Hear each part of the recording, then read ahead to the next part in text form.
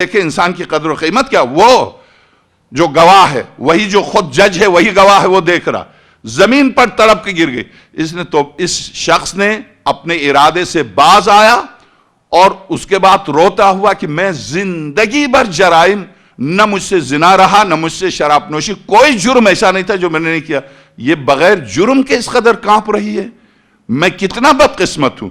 ایک واقعاً خدا جسے ہدایت کرنا چاہے، خدا اگر ہدایت کرنا چاہے تو آپ فرعون کے لائے ہوئے جادوگروں کو دیکھیے، اور آقا حسین صلوات اللہ علیہ نے مکے سے لے کے کوفے تک، کوفے سے لے کے کربلا تک، یعنی کوفے کے قریب سے گزرے ہیں، وہاں سے لے کے کربلا میں 9 دن مسلسل خطبے دیے ہیں، 9 دن خطبے دیے ہیں۔ ان 9 دن کے خطبوں میں جو بدلے ہیں وہ 30 افراد ہیں، 30,000 میں سے 30 افراد ہیں۔ خدا اگر کسی کی ہدایت کرنا چاہے تو ایک لمحہ آپ دیکھ لیں، سورہ واقعہ طٰہٰ، خدا کہہ رہا ڈال دو موسیٰ، تو فرعون کے جادوگروں نے کہا آپ ڈالیں گے یا ہم جادو کی رسیاں؟ وہ یہ سمجھ رہے تھے یہ بھی جادوگر ہے، تو حضرت موسیٰ نے کہا تم شروع کرو۔ انہوں نے رسیاں ڈال دی، جسے سورہ اعراف نے عظیم سے تعبیر کیا، اور بھی 4-5 سورتوں میں اسے عظیم سے تعبیر کیا، عظیم جادو کیا تھا۔ رسیاں جب ہلنے لگی، خدا نے کہا موسیٰ عصا ڈال دو، عصا ڈال دیا، عصا نے رسیوں کو ہڑپ کر لیا۔ جیسے ہی رسیوں کو ہڑپ کر لیا، یہ فوراً اسی وقت بلا فاصلہ سجدے میں گرے۔ کیوں؟ سمجھ گئے کہ یہ معجزہ ہے، ہم نے جو کیا تھا وہ جادو ہے، یہ معجزہ۔ معجزے کے سامنے، معجزہ یعنی عاجز کرنے والا، اس کے سامنے سجدے میں گرے۔ فرعون نے کہا کہ میری اجازت کے بغیر تم کیسے سجدے میں گرے؟ ابھی جس نے تمہیں جادو سکھایا وہ اور تمہارے ہاتھ اور پیر کاٹ کے کھجور کے درخت پر الٹے ٹانگ دوں گا، تاکہ تمام نسل انسانی کے لیے تمہیں عبرت بنا دوں گا۔ تو اب آپ دیکھیے کیا کہا انہوں نے، جو چاہے کر لے، ہم حقیقت کو پہنچ چکے ہیں۔ ایک لمحے میں ہم حقیقت کو پہنچ چکے، تو جو چاہ کر لے۔ آگے اگلی آیت سورہ طٰہٰ کی اگلی آیت کیا کرے گا؟ حیات لے گا نا، زندگی لے گا، لے زندگی، یہ زندگی لے لے، ہم حقیقی زندگی کو پا چکے ہیں۔ جو پا رہا ہے، جو دین کو درک کرے، ایک لمحے کے اندر بھی روشنی اس کے دل پر، دماغ پر اس طرح سے چھا جاتی ہے، بالکل آگے پوری قیامت تک کی کائنات اس کے سامنے روشن ہو جاتی ہے۔ پھر وہ فرعون کے سامنے تیار ہے، کٹنے پر، سر کٹوانے پر تیار ہے، آمادہ ہے۔ تو اب نفس، واقعاً اس نفس کو نبی یزکیہم، انبیاء کے پاک کرتے ہیں۔ جب پاک کرتے ہیں اور نبوت کی روشنی، نور نبوت پڑھ جائے، آپ غور کیجئے، یہ ایسا نور ہے، اس واقعے کو بھی آپ سن چکے ہیں۔ امام پنجم صلوات اللہ علیہ مسجد پیغمبر خدا میں، چونکہ نفس پر گفتگو ہو رہی، پیغمبر خدا صلی اللہ علیہ وسلم کی مسجد میں آقا امام پنجم سلام اللہ علیہ ستون توبہ، یقیناً آپ نے دیکھا ہوگا، اس وقت مسجد ستون توبہ سے بس 2 گز اور پیچھے تھی، اب 10 دفعہ بڑھائی گئی ہے، اس وقت محدود تھی۔ ستون توبہ کے ساتھ امام پنجم کھڑے، ابو بصیر جو امام پنجم کے شاگرد ہیں ان کو بٹھایا، ابو بصیر جتنے آ رہے ہیں ان سے پوچھو تم نے کیا امام پنجم کو دیکھا؟ اب میں نفس کے سلسلے میں مجبور ہوں کہ تکرارن یہ روایتیں آپ کی خدمت میں پیش کروں۔ آ رہے ہیں دیکھ رہے ہیں، آ رہے ہیں دیکھ رہے ہیں، کہہ رہے نہیں ہم نے تو نہیں دیکھا۔ وہ کون سی چیز ہے جس نے امام اور ان سب کے درمیان پردہ رکھا جبکہ امام سامنے؟ بالکل جو شروع میں نے عرض کیا تھا، میرے اور میرے بارو امام کے درمیان میرا نفس ہے، میرا نفس ہے، ورنہ امام پنجم کی طرح میرے آقا اس وقت بھی موجود ہے۔ اب وہ کون سی چیز ہے؟ آ رہے ہیں لوگ جوک در جوک مسجد میں نماز پڑھنے کے لیے، نماز کا وقت ہو چکا ہے، اور آقا امام پنجم سلام اللہ علیہ دروازے کے بالکل سامنے بیٹھ کر ابو بصیر کو بٹھایا، اور جو آ رہا ہے حضرت سے مس ہو کے جا رہا، کر رہے ہم نے تو نہیں دیکھا۔ اب آپ دیکھ لیجئے نفس کیا چیز ہے، اب یہاں سے سمجھ لیجئے نفس کیا چیز ہے۔ دونوں آنکھوں کی بینائی سے محروم، اندھا، ہاتھ میں عصا، راستہ تلاش کرتا ہوا آ رہا۔ کون؟ ابو ہارون مکفوف کہتے ہیں جس کی بینائی جا چکی ہو، جس کی آنکھیں بند ہو۔ امام پنجم نے فرمایا اس سے پوچھو۔ ابو بصیر نے کہا مولا تم نابینا ہے، پوچھ تو لو میں جو کہوں۔ ابو ہارون مکفوف عصا ہلاتا ہوا جب در مسجد پر پہنچا تو اس نے پوچھا امام پنجم کو دیکھا؟ امام پنجم کے شاگرد تھے ابو ہارون بھی اور یہ ابو بصیر بھی. ایک دفعہ سر کو بلند کر کے کہا کیوں ابو بصیر تم مجھ سے کیوں پوچھتے ہو؟ اس لیے کہ امام پنجم مجھے دیکھنا. مذاق کرتے ہو مجھ سے؟ نہیں مذاق نہیں کرتا ہوں, سامنے بیٹھے ہیں حضرت.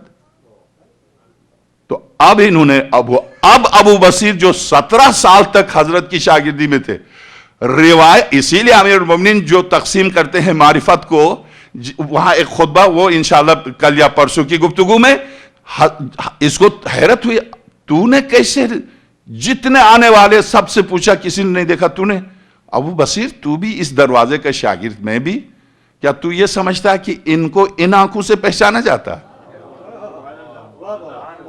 کتنے تھے جن کی آنکھوں نے پیغمبر کو دیکھا؟ پیغمبر کو نہیں دیکھا, محمد کو دیکھا. نفس نبوت کو نہیں دیکھا, ان میں طاقت نہیں تھی, صلاحیت نہیں تھی, نفس نبوت کی پہچان نہیں تھی. نفس نبوت کو نہیں دیکھا, جسم سرور کائنات کو دیکھ کے کہا جسم ان کا ہم جیسا ہے. تو جسم کی بنا پر ہم بھی حیوان جیسے ہیں. اگر جسم معیار رہے انسان کی تساوی اور برابری کے لیے تو ہمارا جسم بھی حیوان جیسا ہے. جب ہم جسم میں حیوان کے برابر ہونے کے باوجود حیوان سے بلند کہلاتے ہیں تو انبیاء جسم کی بنا پر ہمارے برابر کیسے ہوئے؟ جسم معیار نہیں ہے, نفس معیار ہے. تو اب میں عرض کروں, یہاں تک تو اب آپ میرے ساتھ چلے ہیں, معیار نفس ہے تو خاتم الانبیاء جو سردار انبیاء ہیں جسم کی بنیاد پر ہے یا نفس کی بنیاد پر؟ نفس کی بنیاد پر. بولیے نفس کی بنیاد پر. جسم کے اعتبار سے خوبصورت ترین نبی حضرت یوسف, معجزے کے طور پر صورت دی گئی تھی.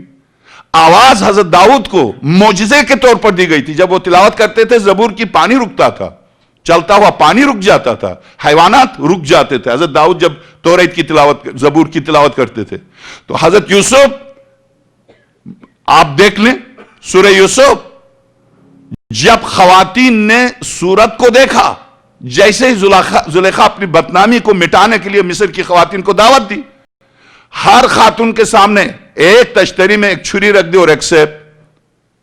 جو باتیں بناتی تھی خوب سزا دی باتیں بنانے والی خواتین کو. واقعاً حضرت یوسف نے پناہ مانگی ہے. اور آپ دیکھیں پیغمبر خدا پناہ مانگتے ہیں. قل اعوذ برب الفلق من شر ما خلق ومن شر غاسق اذا وقب ومن شر النفاثات فی العقد. میرے حبیب پناہ مانگو خواتین کے شر سے. بندگان خدا وہ اگر شہزادی زینب شہزادی زہرا کے نقش قدم پر چلے تو فی الزبن کو ابھرے, فی الزبن کو ابھرے کہ ناطق قرآن بن جائے, کہ قرآن کریم فی الزبن جائے. قرآن کریم. ہمارے خطیب نوجوان ہیں, آپ کے ہاں رہتے ہیں, اتفاق سے ہمارا آئے تھے, تو جب داد نہیں دیتے تھے تو وہ کہتے تھے میں کیا کہہ گیا. تو میں بھی عرض کروں کہ میں کیا کہہ گیا. واقعاً 20 سال تک صرف قرآن سے گفتگو کی حضرت فضل نے, گویا قرآن تبدیل ہوا تھا, فضا میں قرآن اترا تھا. 20 سال تک صرف گھریلو گفتگو بھی قرآن سے, بچوں سے گفتگو قرآن سے. تو ظاہر ہے کہ جس کے اگر روح قرآن نہ بن جائے تو ہر گفتگو ہر بات قرآن سے کیسے کر سکتی ہے.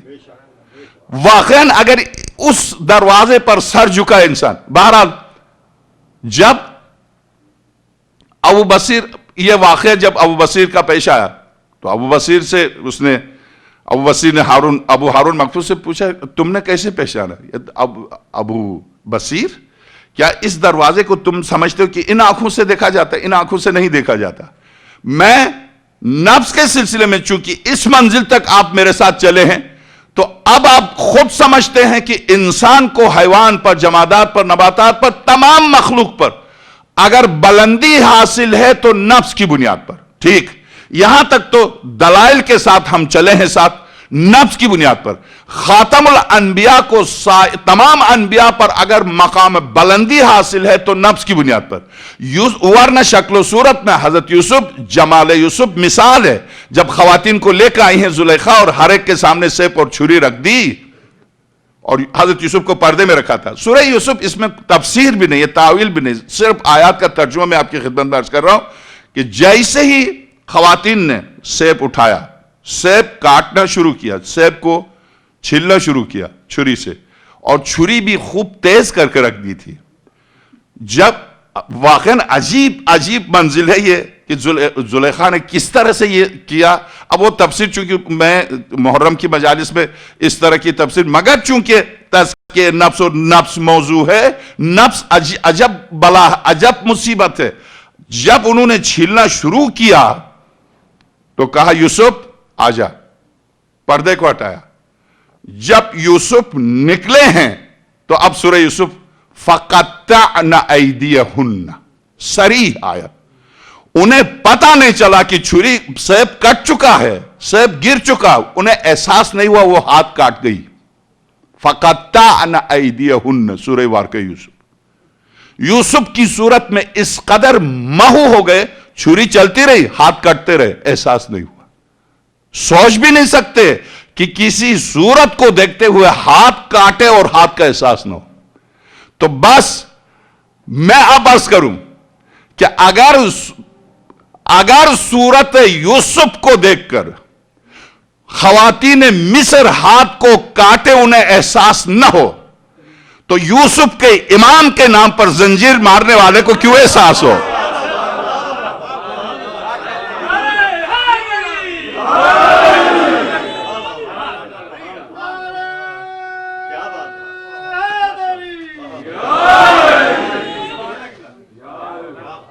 امام یوسف کے نام پر کہ جس پر یوسف نے گریہ کیا. امیر المومنین کی روایت میں تو خیر مسند احمد ابن حنبل لے کے آیا تھا، اس پر گفتگو میں کل عرض کروں گا. آج تو وقت ختم ہو رہا، میں کل اور پرسوں عرض کروں گا.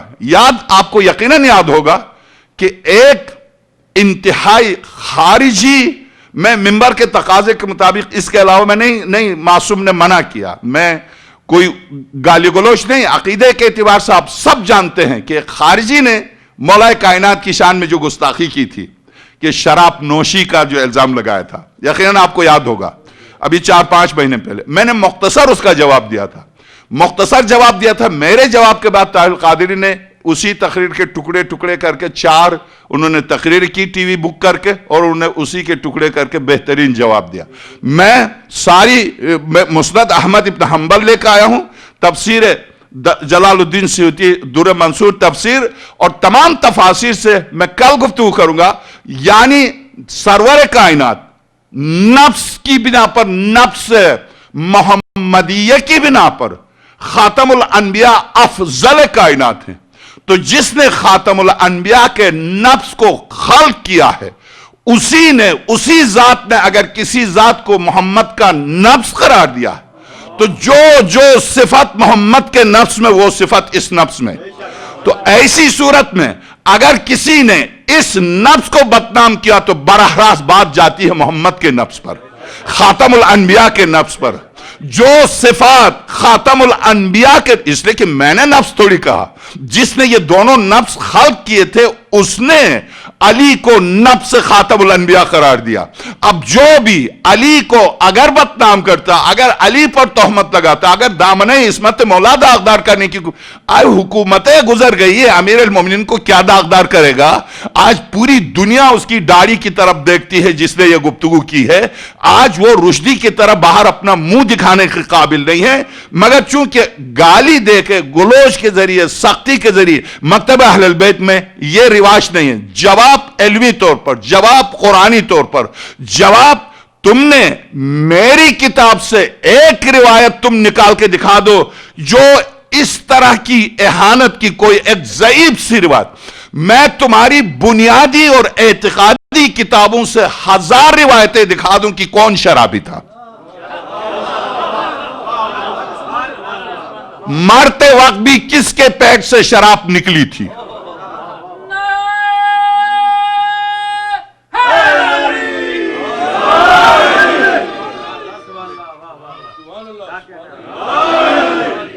कौन शराबी था?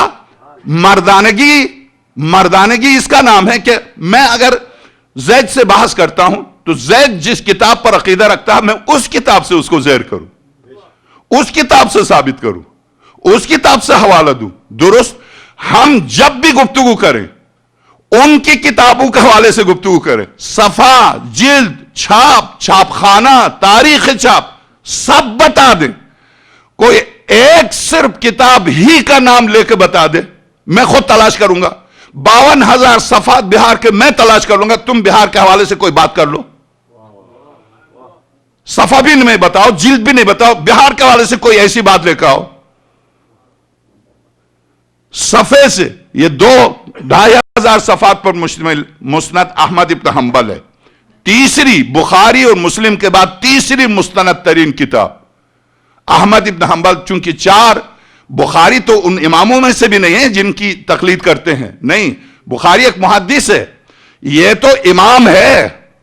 ये तो अबू हनीफा, अहमद इब्न हंबल, अबू हनीफा, इमाम मोहम्मद इब्न इदरीस शाफी, मालिक इब्न अनस, ये तो इमाम हैं। बुखारी तो इमाम भी नहीं है। इमाम की किताब, जो इमाम इनको जो मानते हैं उनकी किताब से एक एक सतर, एक एक सफा शराब की सारी आयतें किसकी शान में नाजिल हुई? जिसका नफ्स शराब में डूबा हुआ था उसका तो नाम भी नहीं, और जिसको आलम इरादे में पाक व पाकिज़ा अपने मंशा से खल्क किया था, अपने नूर जलालो जमाल से खल्क किया था, उस पर यह तोहमत, शर्म आनी चाहिए। कहां है हया, कहां है शर्म?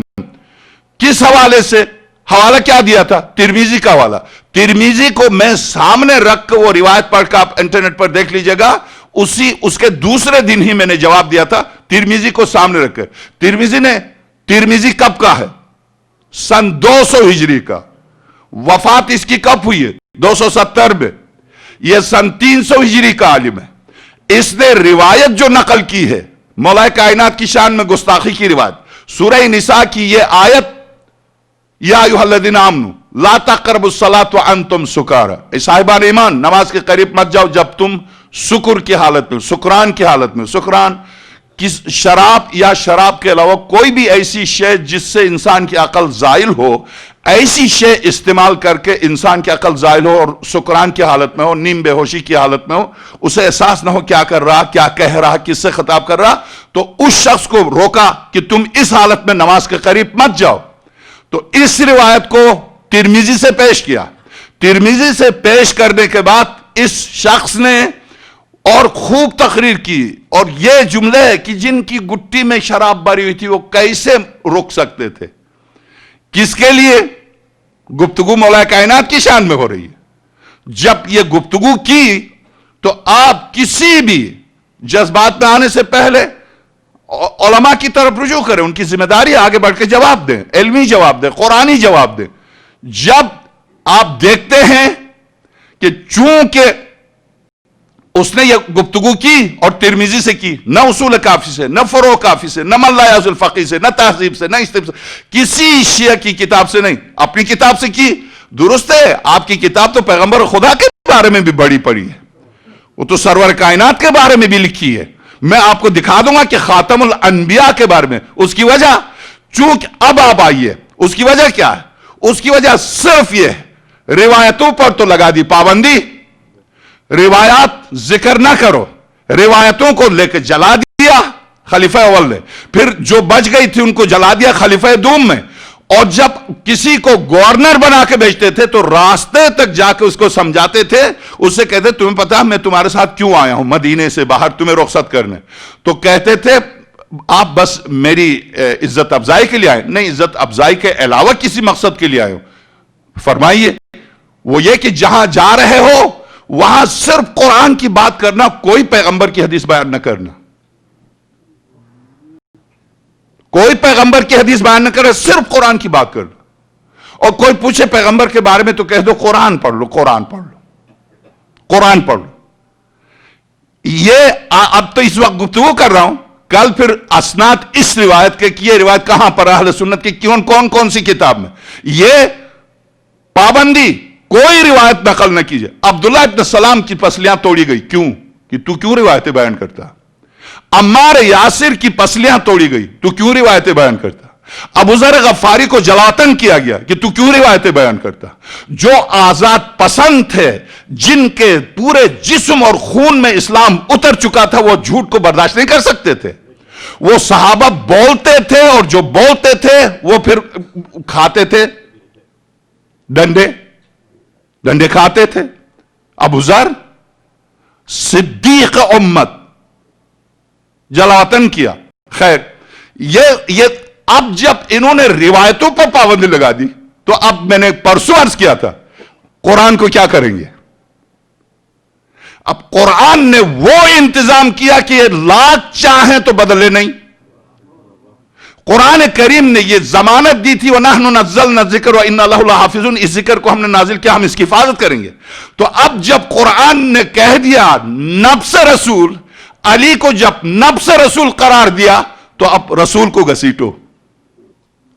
اگر رسول کو اس مقام بلندی تک جو یاسین طٰہٰ، اگر اس مقام بلندی پر رہنے دیا تو جس کو قرآن نے اس کا نفس قرار دیا وہ بلندی دونوں کی برابر ہے. مقام دونوں کا. کیوں؟ اس نے گزشتہ سال میں نے آپ کی خدمت میں اسی منبر سے عرض کیا تھا، ہمارے زیدی صاحب نے وہ کتاب تحفے کے طور پر دی تھی، خدا ان کو سلامت رکھے. عبید اللہ عمر السری کی کتاب ارجح المطالب فی فضائل علی بن ابی طالب سلام اللہ علیہ. کیوں؟ یہ ساری اسی لیے معجزہ، کائنات کا سب سے بڑا معجزہ قرآن کا ہمارے پاس پہنچنا نہیں، بلکہ سب سے بڑا معجزہ ہے کہ 300 سال تک مولا کائنات کے نام لینے والوں کی زبانیں گدی سے نکال دی جائیں. 300 سال تک. اس کے باوجود وہ فضائل آ جائیں کہ آج سنی عالم ابن حجر مکی لکھے، اسی طرح سے جلال الدین سیوطی لکھے، فخر الدین رازی لکھے، تفسیر کشاف کے مصنف زمخشری، سارے سنی لکھنے پر مجبور ہوں اور یہاں تک لکھ دے کہ سرور کائنات جب معراج پر گئے تھے تو آپ سے پہلے علی تھے.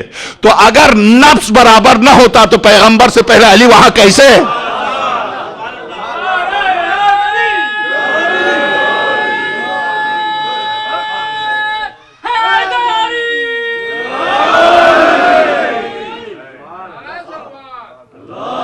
یقیناً مولانا عبید اللہ عمر السری صفحہ 470 ارجح المطالب فی فضائل علی بن ابی طالب، صفحہ 470.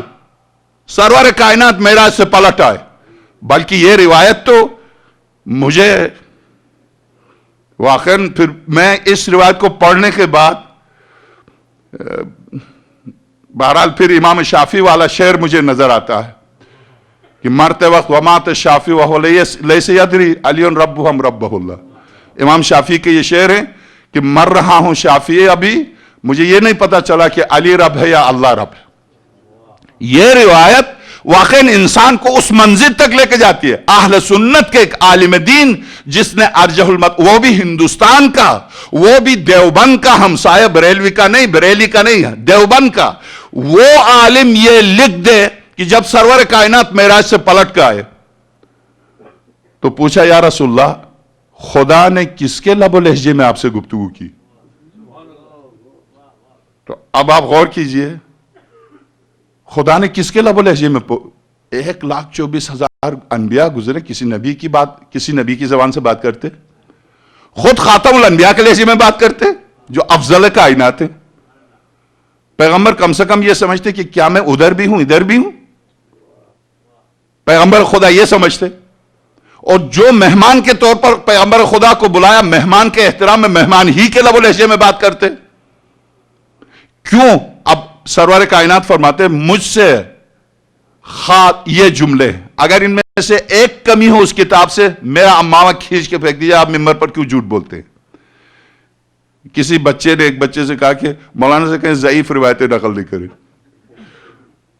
بہت اچھا ہے، یہ بچہ بھی اجتہاد کر چکا ہے، ضعیف و قوی کو تمیز کر رہا. خوشی کی بات ہے، خواہ وہ مجھ پر طنز کرے، مگر خوشی کی بات ہے کہ ہمارے بچے مجتہد ہو اور خاص طور سے علم رجال میں مہارت حاصل کرے. ضعیف و قوی جو فضیلت میں آئے وہ ان کی نظر میں، تو وہ اپنے ایمان کا تجزیہ کرے کہ ضعیف یا قوی. بہرحال میں آپ کی خدمت میں عرض کروں، صفحہ 470 جب سرور کائنات معراج سے پلٹ کر پوچھا بِأَيِّ لُغَةٍ خَاطَبَكَ رَبُّكَ یا رسول اللہ، اے رسول خدا کس کی زبان میں خدا نے آپ سے خطاب کیا؟ تو سرور کائنات اصحاب کے مجمع میں خاطبنی ربی بلغت علی، میرے رب نے علی کی زبان میں مجھ سے گفتگو کی. خیر چلیے کسی کی زبان میں تو گفتگو کرے گا خدا، علی کی زبان میں گفتگو کی. مگر اگلا جملہ جو مجھے پریشان کرتا، میں ظاہر ہے چونکہ میرا مبلغ علم نہیں ہے، میری عقل کی رسائی نہیں ہے، اس لیے جن کی عقول کی رسائی ان کے لیے کوئی پریشانی نہیں. اگلا جملہ خاطبنی ربی، میرے رب نے مجھ سے خطاب کیا.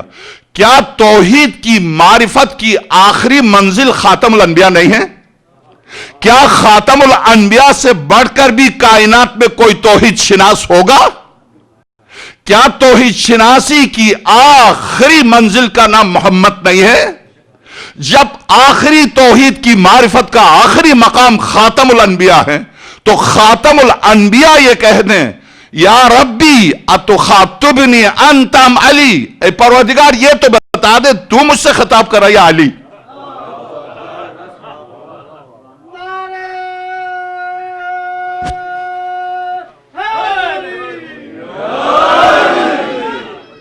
تو مجھ سے خطاب کر رہا، کیا مطلب؟ یعنی خاتم الانبیاء کو علی اور ذات وحدت میں آگے کچھ بھی نہیں کہہ سکتا. اتخاطبنی انت ام علی، کیا تو مجھ سے خطاب کر رہا یا علی؟ تو اب خاتم الانبیاء کی بارگاہ میں علی کی یہ عظمت ہو اور آپ لے کے آئے علی کو اس مقام پر، اور آپ یہ کہہ دیں کہ آئے شراب علی کے بارے میں نازل ہوئی ہے. سورہ نساء کی آیت 23. سورہ مائدہ کی آیت کس کے بارے میں نازل ہوئی ہے؟ سورہ بقرہ کی آیت کس کے بارے میں نازل ہوئی ہے؟ مکے میں سورہ نحل کی آیت شروع ہو چکی تھی شراب کی حرمت کے بارے میں، وہ کس کے بارے میں نازل ہوئی ہے؟ یہ ساری آیتیں قرآن کریم کی حرمت شراب پر کس کے بارے میں نازل ہوئی ہے؟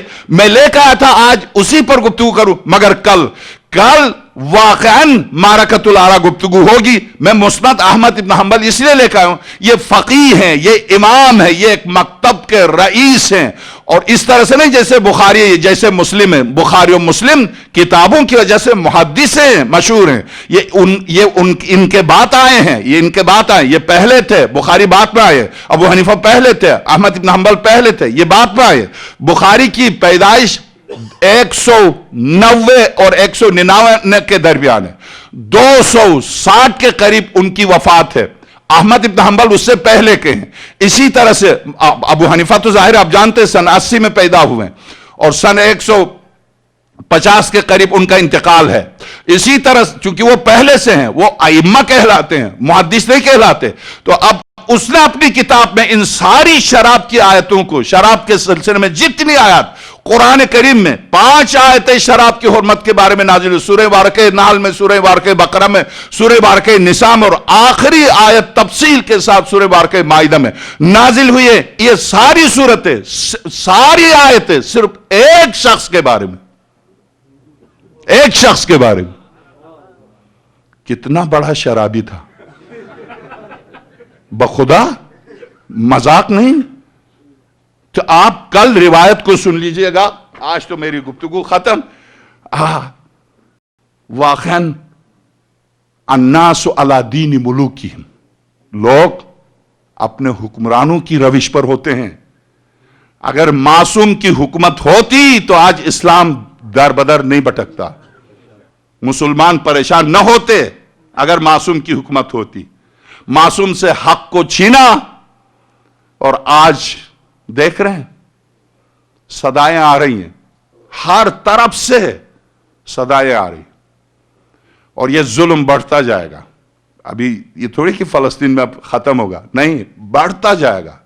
اور علائم ظہور میں ہے کہ سبز شعاعیں شرق اوسط سے بلند ہوں گی.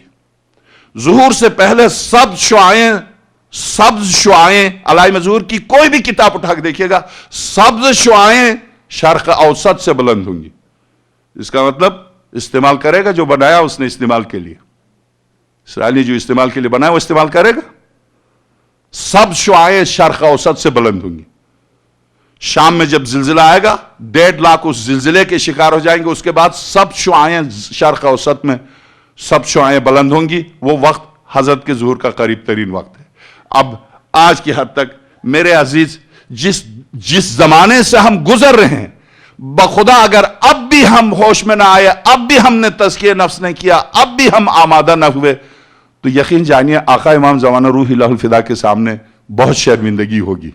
خاص طور سے اس تربیت گاہ میں جہاں آقا حسین کے نام پر ہم جمع ہوتے ہیں، آقا ابا عبداللہ الحسین اور ان کے معصوم بچوں کے نام پر جمع ہوتے ہیں. یہاں اگر ہماری ذہنی اور نفس کی تربیت نہ ہو تو اس سے بہتر کوئی تربیت گاہ ہمارے لیے نہیں ہے.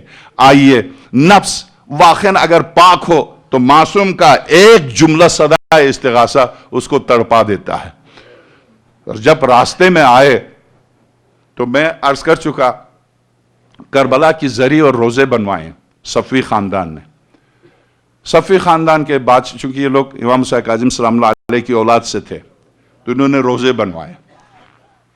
جب کربلا بنوا کے فارغ ہوا، ستارگان درخشاں 22-23 جلدوں پر مشتمل ہے. اس میں کربلا کے واقعے پر 3 جلدیں ہیں. اس میں لکھا جب بنوایا شاہ اسماعیل یا شاہ عباس صفوی نے بنوایا، بنانے کے بعد کربلا باب الحوائج کا روزہ، آقا ابا عبداللہ حسین سلام اللہ علیہ کا روزہ بنانے کے بعد یہ ہور کی قبر بنانے کے لیے چلا تو اہل کربلا نے کہا نہیں بنائیں. کہا کیوں؟ وہی تو تھا جس نے آقا کو راستے میں روکا، آپ نہیں بنائیں. تو حضرت نے پوچھا نہیں میں تو بناؤں گا.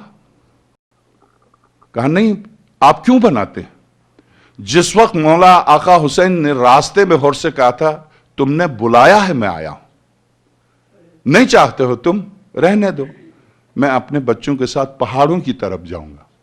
بلکہ ایک روایت تو یہ ہے کہ مجھے ہندوستان جانے دو، ہند جانے دو، ہند جانے دو. نہیں، ہور نے نہیں جانے دیا. ہور نے کہا مجھے اجازت نہیں. عجیب، اب یہی مشکل یہی ہے، شناخت، پہچان، یہی مشکل ہے. نماز کا وقت آیا، کل میں نے عرض کیا نماز کا وقت آیا تو آقا ابا عبداللہ حسین صلوات اللہ علیہ نے فرمایا کہ تم اپنی فوج کے ساتھ نماز پڑھ لو، میں یہاں نماز پڑھ لیتا ہوں. کہا نہیں فرزند رسول، نماز میں بھی میری فوج بھی آپ کے پیچھے پڑھ لے گی، نماز آپ کے پیچھے پڑھ لیں گے. نماز جب آپ پڑھ رہے ہیں، امامت تسلیم کر رہے ہیں اور امام تسلیم کر رہے ہیں تو پھر نماز پڑھ لی. نماز پڑھنے کے بعد حضرت نے جب جانے کا ارادہ کیا تو ہور نے کہا کہاں؟ ہم چلیں گے. کہا نہیں، یا تو آپ کوفے کی طرف عبید اللہ ابن زیاد کی طرف چلیے. تو کہا نہیں، عبید اللہ ابن زیاد کی طرف تو میں نہیں جاؤں گا. ہور کافی طویل گفتگو کے بعد ہور آگے بڑھا. ہور نے آگے بڑھ کے روایت کا جملہ شیخ عباس قمی کی نفس المحموم جہاں سے روایت عرض کر رہا ہوں، آگے بڑھ کے ذوالجناح کے لگام کی طرف ہاتھ ڈالا. جیسے ہی ذوالجناح کے لگام کی طرف ہاتھ دراز کیا، باب الحوائج سامنے آئے. اور ابھی عباس موجود ہے. عباس کے ہوتے ہوئے عباس کے آقا کے گھوڑے کی طرف تیرا ہاتھ کاٹ دوں گا. جلال عباس کو دیکھ کے ہور پیچھے ہٹا تو آقا امام حسین نے ایک جملہ فرمایا، ہور ثقلت کا امک، تیری ماں تیرے غم میں روئے تو کیوں مجھے پریشان کرتا ہے؟ تو ہور نے کہا خدا کی قسم حسین، اگر دنیا یا عرب کا کوئی اور شخص میری ماں کا نام لیتا تو میں اس کو جواب دیتا، مگر آپ زہرا کے فرزند ہیں، آپ زہرا کے فرزند ہیں. میں شہزادی جن کی شان میں آئے تطہیر آئی ہوں، میں ان کی شان میں گستاخی نہیں کر سکتا حسین، مگر یہ کہ چونکہ امیر کا حکم ہے میں اس کی مخالفت بھی نہیں کر سکتا. اس گفتگو کے ساتھ ساتھ رخ کیا حضرت نے، چلتے رہے. ہور نے پورے راستے میں روکنے کی کوشش کی، مگر ہور کو شدت سے اندر سے احساس تھا کہ وہ کیا کر رہا. خاص طور سے 10 दफा उसने जिक्र किया है शहादत से पहले। मैं वो वाकया भूल नहीं सकता जब एक प्यासे घोड़े को हुसैन ने पानी पिलाया, प्यासे घोड़े को। हौर की फौज में एक सिपाही आखिर में आया था, उसका घोड़ा भी प्यासा था, वो खुद भी प्यासा था। जब उसको पानी के लिए कहा, पानी लेके गए, तो उस मशकीजे को थाम के पानी नहीं पिया गया। हजरत ने अपने दस्त इमामत से पानी पेश किया, उसने पानी पिया, फिर उसके घोड़े को पानी पिलाया।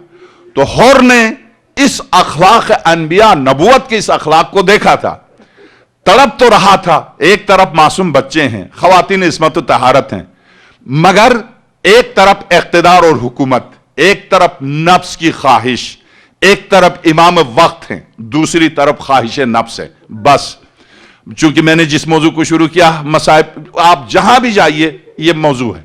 तो आप जब चलते चलते करबला के करीब पहुंचे तो एक मर्तबा आका हुसैन ने मिट्टी करबला की उठा ली, सूंघने के बाद फरमाया, खुदा की कसम यही वो मिट्टी है जिसे जिब्रील अमीन ने लाकर मेरे नाना को दिया था जब मैं गोद में था, उस वक्त मेरे नाना को लाकर दिया था।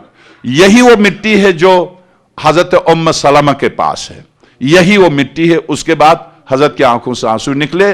बाबुल हवाइज से फरमाया, अब्बास यही जगह है, यहां खीमे नस्ब करो। तो बाबुल हवाइज ने हुक्म दिया कि नहर अलकमा के किनारे खीमे नस्ब किए जाए। ये और माने हुआ तो हजरत आका अब्दुल्लाह हुसैन सलाम अलैहि ने फरमाया, अब्बास हमें जंग की इब्तिदा नहीं करनी है, यही नस्ब करो। मुझे पता हमारे खीमे यहां, उसके बाद ये हमारी कत्लगाह है, यहां हमारी जरी बनेगी। एक एक मकाम को, एक एक शहीद के मकाम को दिखाया।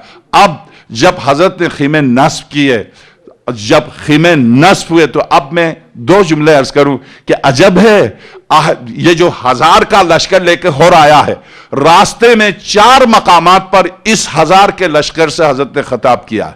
हजरत ने इस 1000 के लश्कर से 4 मकामात पर 4 दफा खिताब किया। हर नमाज के बाद खिताब करते थे, क्योंकि सन 2 मुहर्रम को करबला में वारिद हुए। और यह वाकया है सन 28 यानी 28 जिलहज, चूंकि हजरत मुस्लिम नकील सल्लल्लाहु अलैहि जब शहीद हो चुके थे, तो शहादत की खबर रास्ते में हजरत को मैंने परसों अर्ज किया आपकी खिदमत में पहली मजलिस में। मगर सन 2 मुहर्रम को इस पूरे रास्ते में 3 दिन तक मुसलसल नमाज भी पढ़ाते रहे, मुसलसल दर्स भी देते रहे, खुतबे देते रहे। मगर अजब है ऐ मुसलमानों, अगर शिनाख्त हो तो हैवान भी हुसैन को पहचाने, अगर शिनाख्त न हो तो शक्ल सूरत में इंसान होते हुए हुसैन को पहचानने से इनकार करे। सरवर कायनात है, यकीनन आप सुन चुके, सरवर कायनात है, मदीना है, गोद रिसालत में आका हुसैन है, गोद रिसालत में आका हुसैन है।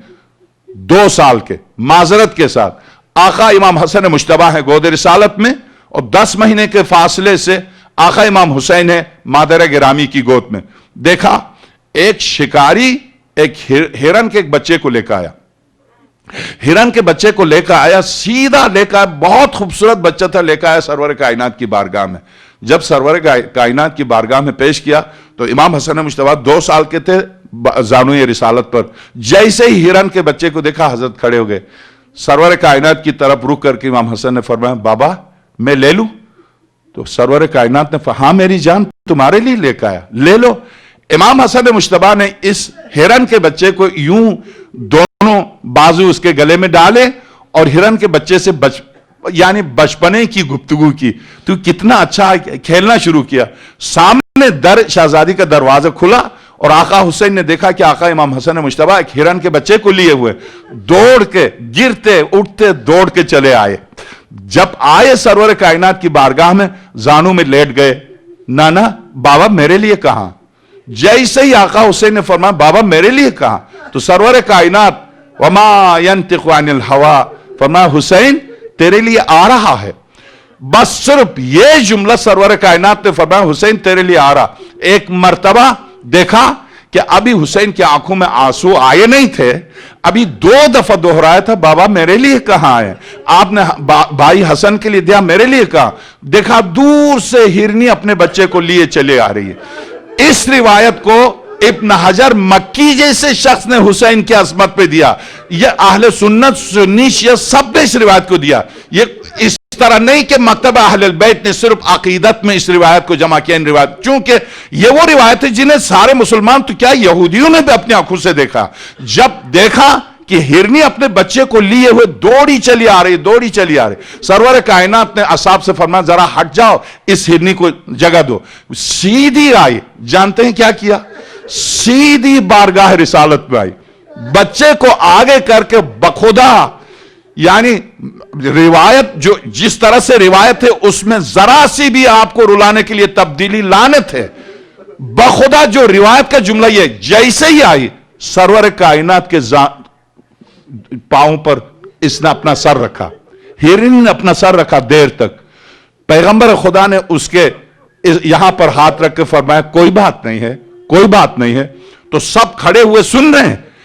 ایک یہودی نے اس منظر کو دیکھا، تڑپ گیا، اس کی آنکھوں سے آنسو نکلے، اللہ، حیوان اس کی شخصیت کو پہچانے اور ہم نہ پہچانے۔ وہ اسی وقت مسلمان ہوا، اس کا پورا قبیلہ مسلمان ہوا، تاریخ میں اس کا نام بھی آتا ہے۔ جب یہ اس ہرن نے سر اٹھایا تو دیکھا واقعاً انسان کی طرح اس کی آنکھوں میں آنسو تھے، اور اس سلسلے میں یہ تو روایت ہے، میں واللہ باللہ چشمدید واقعہ میں آپ کی خدمت میں عرض کروں، لاہور سے 1970 میں جب میں نجف میں طالب علم تھا، لاہور سے ایک مومن زلجنا کو لے کے آیا تھا، اور چونکہ اس وقت کمیونسٹ نظام تھا، اس کو بھی اور زلجنا کو بھی پکڑ کے جیل میں بند کر دیا تھا۔ جب وہ نجف، کربلا کیا ہوا مجھے نہیں پتا، مگر نجف جب پہنچا تو نجف کے تھانے میں اس کو بند کر دیا تھا۔ ہم جب طلبہ تھے، سارے پاکستانی طلبہ گئے، جب ہمیں پتا چلا کہ کوئی مومن زلجنا پاکستان سے لے کے آیا، اس کو بھی اور زلجنا کو بند کر دیا، ہم گئے اور ہم نے جب مظاہرہ کیا تو اس کو چھوڑ دیا۔ واللہ العظیم، حیوان میری آپ کی نظر میں حیوان ہے۔ جب اسے رہا کیا تو وہ سیدھا زلجنا کو لے کے مولا کائنات کی بارگاہ میں آیا۔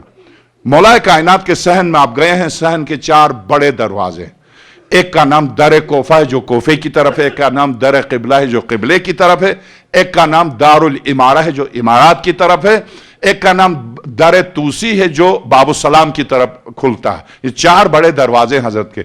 جب یہ لے کر آیا تو ظاہر ہے یہ کربلا سے کوفے کی طرف سے آ رہا تھا، جیسے ہی در کوفہ پر پہنچا، میں قسم شریک کھا کے میں نے کہا، منبر حسین، زلجنا لیٹا،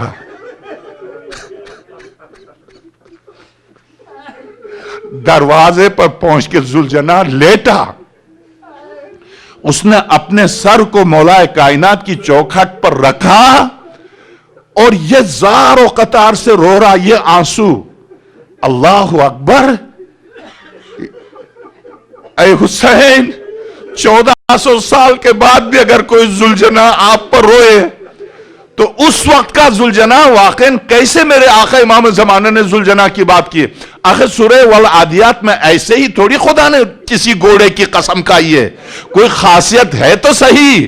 اسی لیے روایت سورہ والعادیات کی تفسیر اٹھا کے دیکھیے، قرآن کریم کے آخری پارے کی تفسیر نمونہ اٹھا کے دیکھیے گا، سورہ والعادیات کی تفسیر۔ جب آقا ابا عبداللہ حسین زمین کربلا پر آئے تھے تو ظاہر کوئی بھی نہیں تھا، جب گھوڑے نے دیکھا جسم مقدس پر ہر طرف سے تیر ہیں تو اپنے منہ سے تیر نکالنا شروع کیا، زلجنا نے تیر نکالنا شروع کیا۔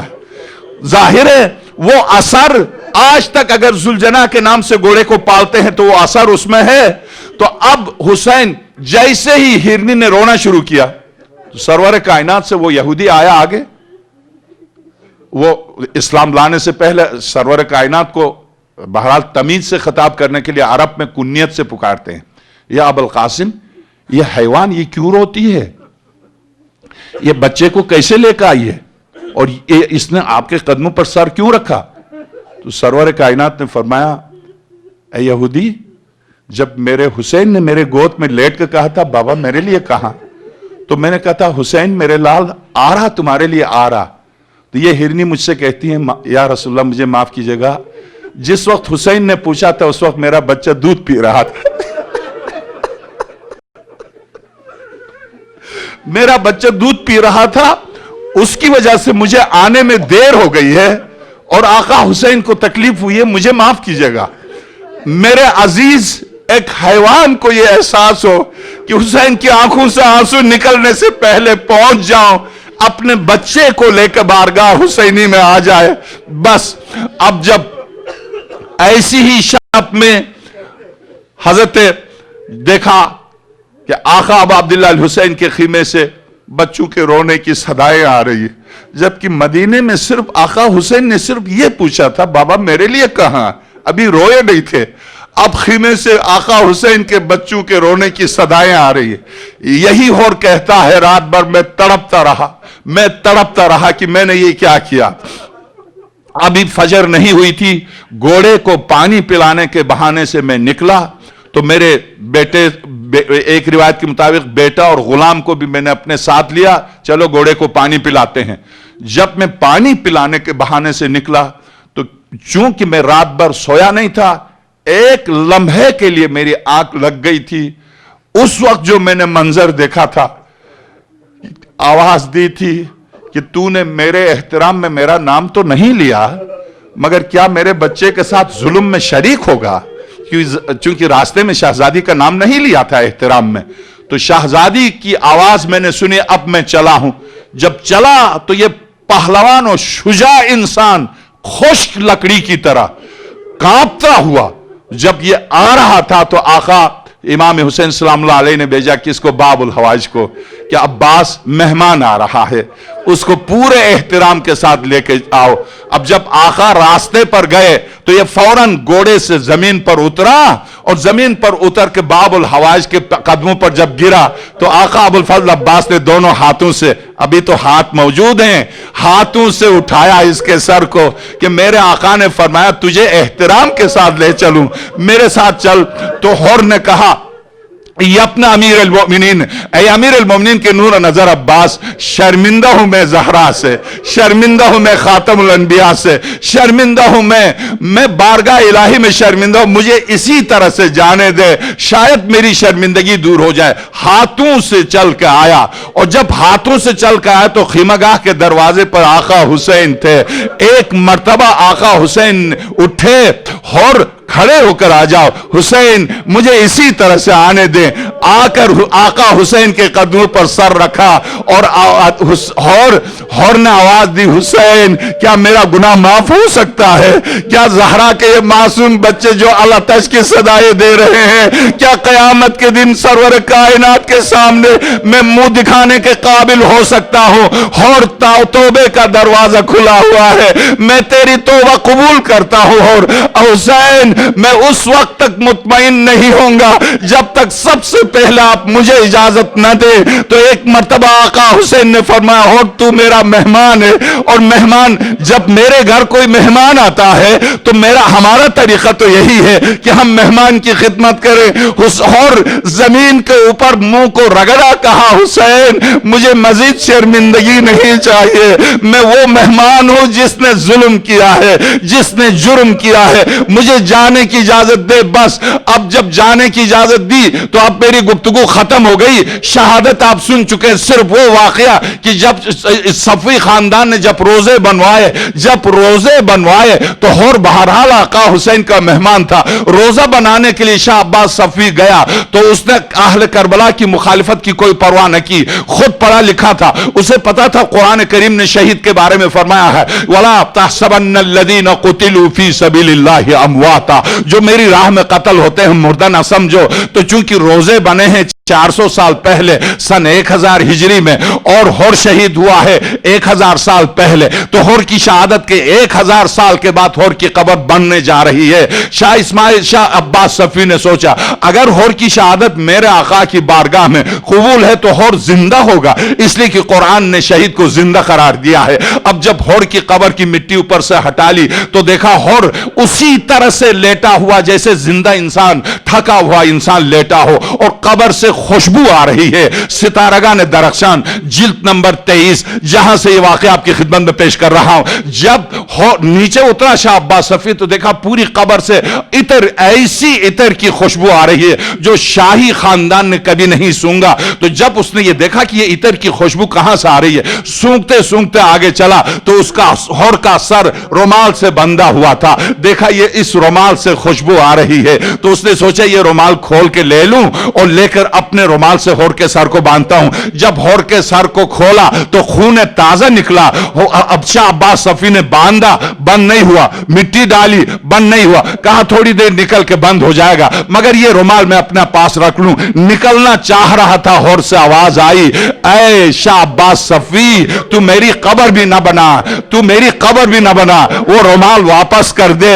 اس لیے کہ جب میں آقا حسین کا مہمان ہوا تھا، جب میدان میں گر چکا تھا، جس وقت آقا حسین میرے سرانے آئے تھے تو اس وقت یہ فرماتے ہوئے میرے سر کو اس رومال سے باندھا تھا، اور تو اس وقت میرا مہمان ہوا جبکہ میرے خیمے میں پانی بھی نہ تھا. اور یہ لے میرے پاس میری ماں زہرا کے ہاتھ کا رومال ہے، میں اسی سے تیرے سر کو باندھتا ہوں. شہزادی کا رومال مجھے واپس کر دے، تجھے میری زری بنانے کی ضرورت نہیں. ماتم حسین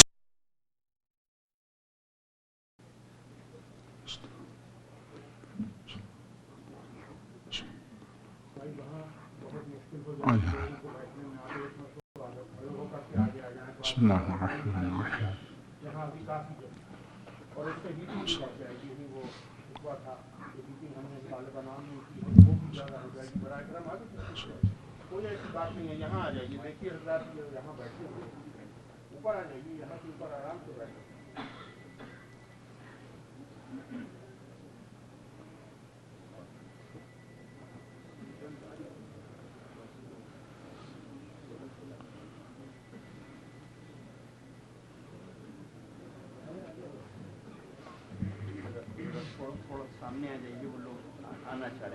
آنے جو بیٹھے ہیں وہ کیل لگا کے بیٹھے ہیں، ہلا نہیں ہے.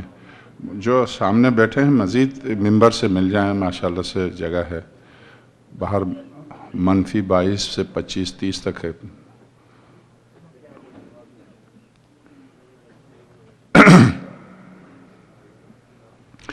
اعوذ باللہ من الشیطان اللعین الرجیم. بسم اللہ الرحمن الرحیم.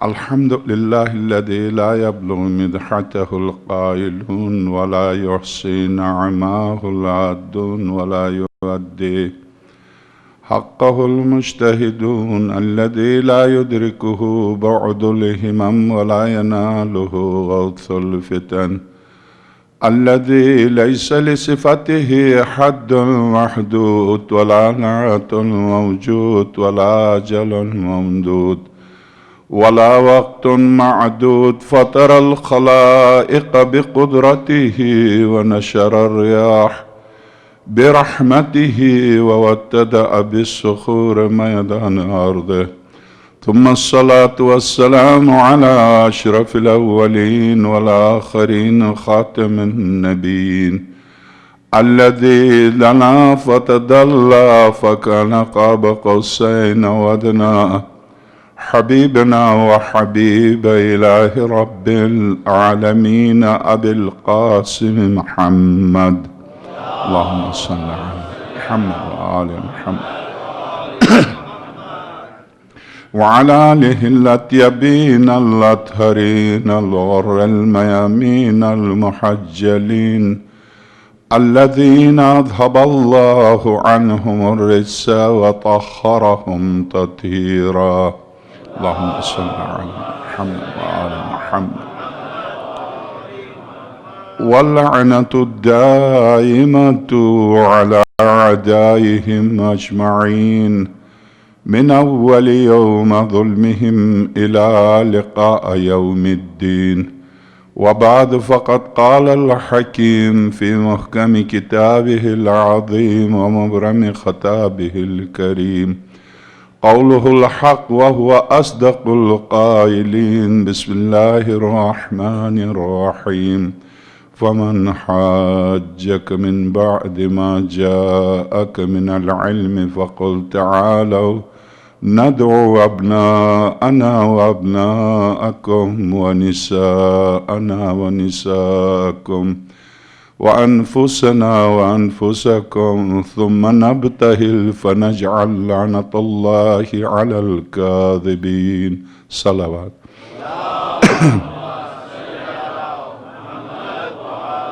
اللهم صل علی محمد. نفس کے اوپر یہ چوتھی ہماری گفتگو ہے. نفس چونکہ کل جیسا کہ میں نے عرض کیا کہ مولا کائنات صلوات اللہ علیہ نے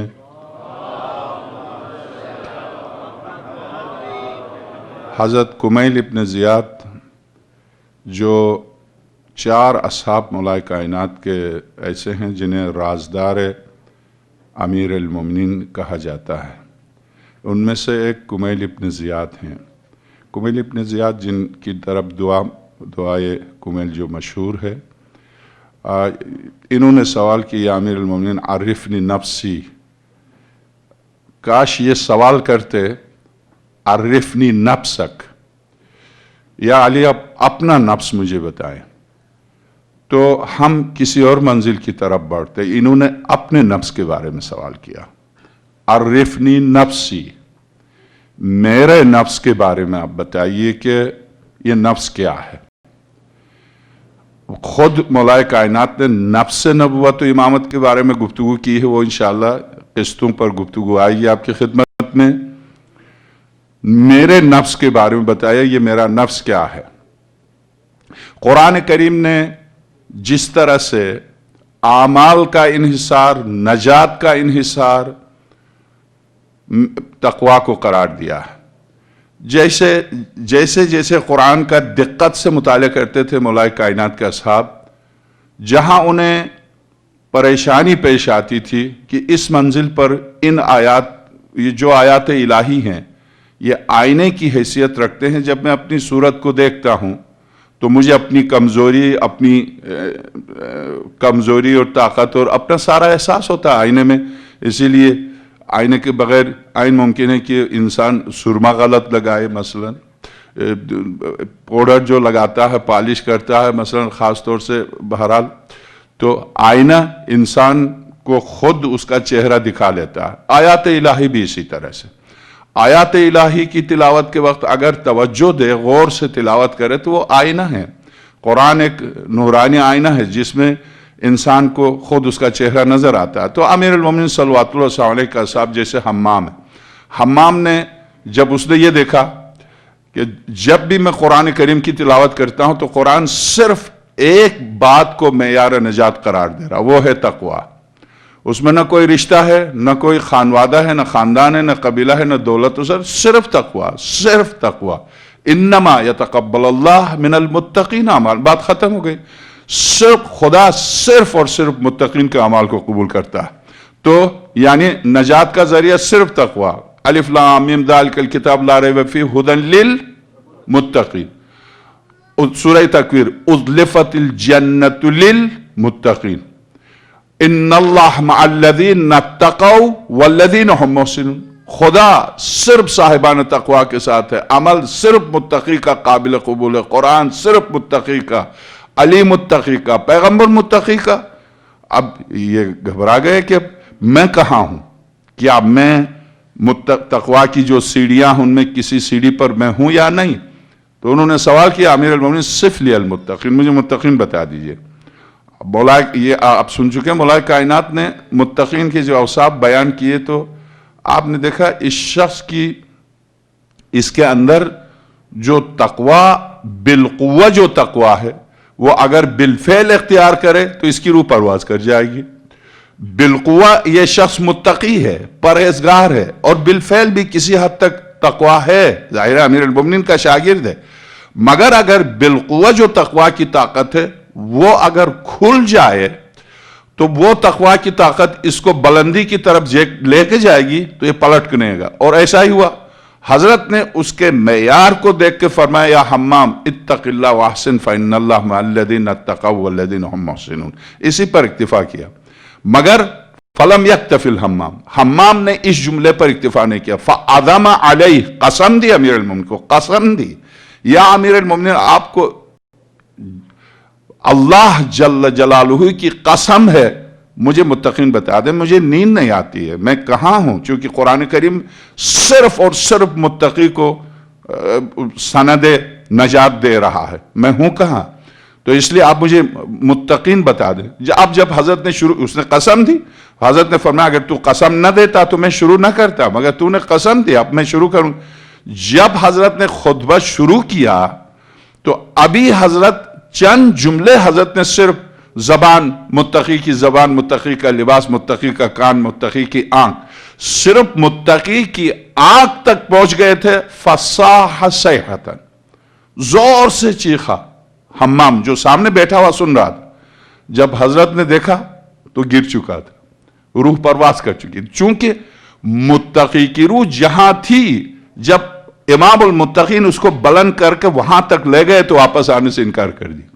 حضرت نے فرمایا مجھے یہی خوف تھا، مجھے یہی خوف تھا، مجھے یقین تھا کہ ایسا ہوگا، مگر اس نے قسم دی اس میں جلالہ کی، تو اس لیے میں نے تقویٰ کی منزلیں بتائی۔ اور جب اپنی منزل تک روح متقی پہنچی تو آنے سے انکار کر دیا، جنازہ نیچے گر گیا، چیخا اور گر گیا، بات ختم ہو گئی۔ اسی طرح سے نفس کے سلسلے میں ایک اور صحابی جو کمیل ابن زیاد، انہوں نے دیکھا قرآن کریم نے ساری خرابی یا تقویٰ، اب تقویٰ تو نتیجہ عمل ہے، عمل اور بد عملی کا معیار نفس کو قرار دیا، تو انہوں نے بنیاد بالکل اساس اور بنیاد کے بارے میں سوال کیا کمیل ابن زیاد نے، یا امیر المومنین عرفنی نفسی، کیا ہے نفس؟ حضرت یوسف اس کے شر سے پناہ مانگتے ہوئے نظر آتے ہیں، ان النفس لامارۃ بالسوء الا ما رحم ربی، کیا ہے یہ نفس کہ خداوند عالم اس سے خوب ڈراتا ہے، ڈرو اس سے۔ ارأیت الذی من اتخذ الہہ ہواہ، میرے حبیب کیا اس شخص کو نہیں دیکھا جس نے اپنے نفس کو اپنا معبود بنایا ہے؟ یہی نفس ہے جس کے بارے میں والشمس وضحاہا والقمر اذا تلاونا الی آخر 11 قسمیں، سورج کی، چاند کی، زمین کے بچھانے والے، آسمان کے اٹھانے والے، اپنے اسماء کی، اپنی ذات کی 11 قسمیں کھا کر یہ کہہ دینا قد افلح من زکا، صرف ایک قسم نہیں، ہم کسی کو یقین دلانے کے لیے ایک دفعہ قسم کھاتے ہیں، 2 دفعہ قسم کھاتے ہیں، خدا 11 قسمیں کھا کے ہم سے خطاب کرے کہ قد افلح، صرف وہی فلاح پائے، من زکا، جس نے اس نفس کو پاک کیا، جس نے اس نفس کو پاک کیا وہی فلاح پائے۔ حیرت کی بات، میں سیرت حلبیہ لے کر آیا ہوں، جو کچھ مکتب اہل البیت میں بعینہ وہی مکتب اہل سنت میں روایت، جو کچھ ہم کہتے ہیں غدیر کے بارے میں بعینہ وہ کہتے ہیں غدیر کے بارے میں، جو کچھ ہم دلیل پیش کرتے ہیں غدیر کے بارے میں کہ کیسے 1,24,000 انبیاء نائب کو چھوڑے بغیر نہیں گئے ہیں، اور خاتم الانبیاء قیامت تک نبوت ختم، کتاب کا نزول ختم، وحی کا دروازہ بند، کیسے بغیر لاوارث دین کو چھوڑ کے چلے گئے؟ عیسیٰ ابن مریم لاوارث اپنے دین کو، کتاب کو نہیں چھوڑ، موسیٰ وارث کے بغیر نہیں چھوڑ، کس طرح سے؟ جب قرآن کی متواتر آیات کہتی ہیں کہ ہم نے اس دین کے وارث پیدا کیے، ان آیات کے بالکل ظاہری، یعنی کوئی تعویل نہیں، کوئی تشریح نہیں، ظاہری معنی کے اعتبار سے یہ دین لاوارث نہیں ہے، یہ کسی ہر شخص کے حوالے نہیں کیا جاتا کہ یہ دین تمہارے حوالے، اب تم اس کی حفاظت کرو، نہیں، یہ میرے بس میں نہیں ہے، یہ آپ کے بس میں نہیں ہے، اس لیے کہ اس میں پہلی بات یہ، میں ایک نقطہ آپ کی خدمت میں عرض کروں، پہلی بات یہ ہے کہ خود قرآن کریم، یہ قرآن کیا ہے؟ قرآن کریم یاد رکھیے اس کی 2 صورتیں ہیں، ایک صورت حقیقت ہے، ایک صورت عبارت ہے۔ حقیقت کس چیز کا نام ہے؟ آپ اس وقت مجھے سن رہے ہیں، آپ گئے باہر، آپ سے کسی نے پوچھا کہاں گئے تھے؟ حسینیہ گئے تھے۔ کیسا ہے حسینیہ؟ ہم کبھی گئے نہیں۔ تو آپ نے کہا اتنا بڑا ممبر ہے، مولوی اس پر بیٹھتا ہے، اس کی اس طرح سے دیواریں ہیں، اتنے پنکھے ہیں، اتنی روشنی ہے، یہ آپ نے کہہ دیا۔ یہ آپ کی عبارت ہے، یہ آپ کی گفتگو ہے۔ آپ کی گفتگو خواہ لکھ لیں یا بولیں، تو اس بولنے یا لکھنے کا نام عبارت ہے۔ جب وہ آ کر یہاں دیکھے گا تو اس دیکھنے کا نام حقیقت ہے، اس حقیقت کی گفتگو کا نام عبارت ہے۔ قرآن جہاں ہے وہ حقیقت ہے، یہ قرآن یہاں عبارت ہے۔ اور اس قرآن کے بارے میں خود قرآن نے کہا لا یمسو الا المطہرون، جنہوں نے حقیقت کو دیکھا صرف وہی سمجھتے ہیں، جنہوں نے حقیقت کو دیکھا وہی سمجھتے ہیں۔ تم عبارت پڑھ سکتے ہو، حقیقت تم نے دیکھا نہیں ہے، یہ صرف وہ بتا سکتے ہیں جنہوں نے دیکھا۔ لا یمسو، یہاں مس کے دو دفعہ سورہ طور میں یہ آیت ہے، سورہ واقعہ میں یہ آیت ہے، لا یمسو الا المطہرون، اسے چھو بھی نہیں سکتے سوائے مطہرون کے۔ تلاش کیجئے، قرآن باعلان بلند کہے گا انما یرید اللہ لیذھب عنکم الرجس اہل البیت، یہ سوائے اہل البیت کے کوئی سمجھ ہی نہیں سکتا۔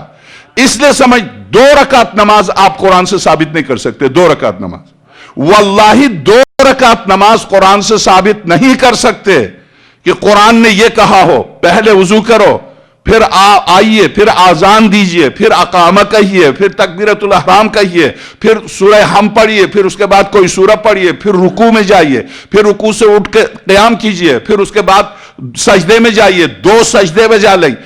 2 رکعت نماز کی ترتیب آپ قرآن سے ثابت کریں، واللہ العظیم میں آپ کو $10,000 دوں گا۔ جب آپ 2 رکعت نماز قرآن سے ثابت نہیں کر سکتے تو پورے دین پر قرآن سے آپ کیا عمل کریں گے؟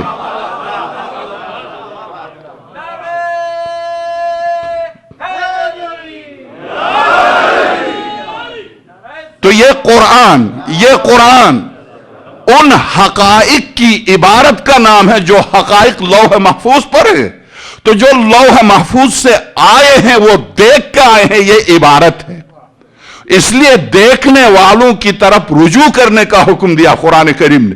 اسی لیے آپ غور کیجئے، سورہ واقعہ نور، سورہ نور، ارشاد ہوتا ہے سرور کائنات سے، اے میرے حبیب کیا آپ دیکھ نہیں رہے ہیں یہ پرندے میری نماز پڑھ رہے ہیں؟ سورہ نور۔ جب مجھ سے کہتا ہے تو قرآن مجھ سے خطاب کرتا، تم مان لو پرندے نماز پڑھتے ہیں، اس لیے کہ میں صرف مان سکتا ہوں اور حبیب خدا دیکھتے ہیں۔ شنیدن کئی بوت مانندے دیدن، دیکھنے سے، دیکھنا یقین کا نام ہے، سننا وہم و گمان کا نام۔ تو اس بنا پر اب چونکہ سرور کائنات، چونکہ عالم وجود کے، عالم امکان کے نقطۂ دائرہ عالم امکان جہاں سے آئے ہیں، جس بلندی سے آئے ہیں، کل تک ہماری گفتگو کا محور یہ تھا کہ نفس رسالت، میرے نفس، ہر نوع موجودات عالم میں 4 اقالیم اربع کہلاتے ہیں، 4: جمادات، نباتات، حیوانات، انسان، 4 یہ اقالیم اربع ہیں وجود کے اعتبار سے، ٹھیک۔